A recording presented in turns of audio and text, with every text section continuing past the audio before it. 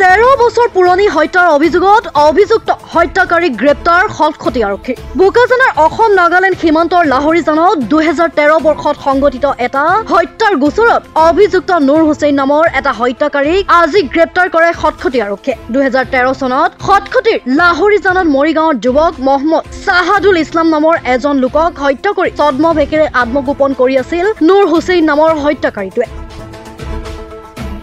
হত্যাকাণ্ড সংঘটিত কৰি কৰ্ণাটকলৈ পলাই যোৱা নুৰ হুছেইনে ভুৱা আধাৰ কাৰ্ড আৰু ড্ৰাইভিং লাইচেন্স বনাই সেলবেষ্টিন এক্কা নামৰ ছদ্ম নামেৰে বিগত এটা দশক ধৰি বোকাজান আৰক্ষী থানাৰ অন্তৰ্গত জাপৰাজানত বসবাস কৰি আছিল। উল্লেখ্য যে খটখটি আৰক্ষী থানাত পঞ্জীয়নভুক্ত 104/2013 গোচৰৰ ভিত্তিত আজি খটখটি আৰক্ষী থানাৰ ভাৰপ্ৰাপ্ত আৰক্ষী বিষয়া নিতুল শইকীয়াই গ্ৰেপ্তাৰ কৰে নুৰ হুছেইনক।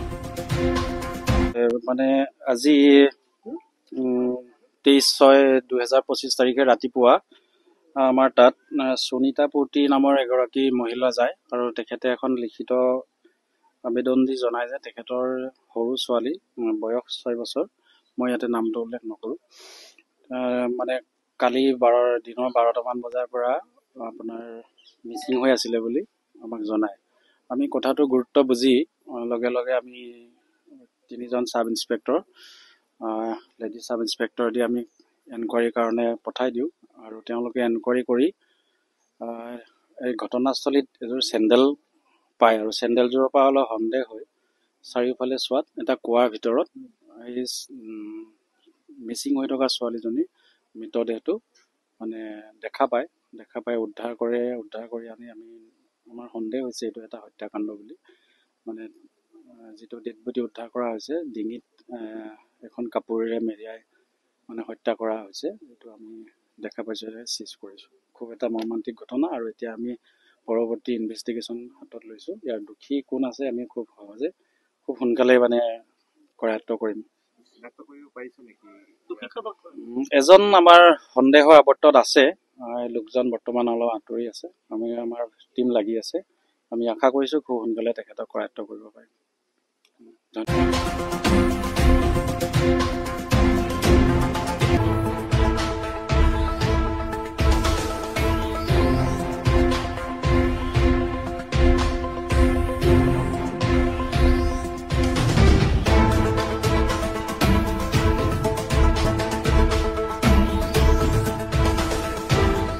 বোকাজানৰ পৰা প্ৰকাশ Gogoi report, my news any.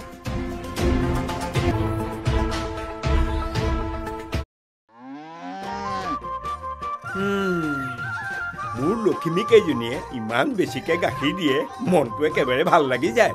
বিয়মৰ দানা খোৱাৰ পৰা মই বেছিকৈ লাভৱান হৈছোঁ। আপোনালোকেও বিয়মৰ দানা খুৱাওক আৰু এইটো বেছিকৈ লাভ কৰক।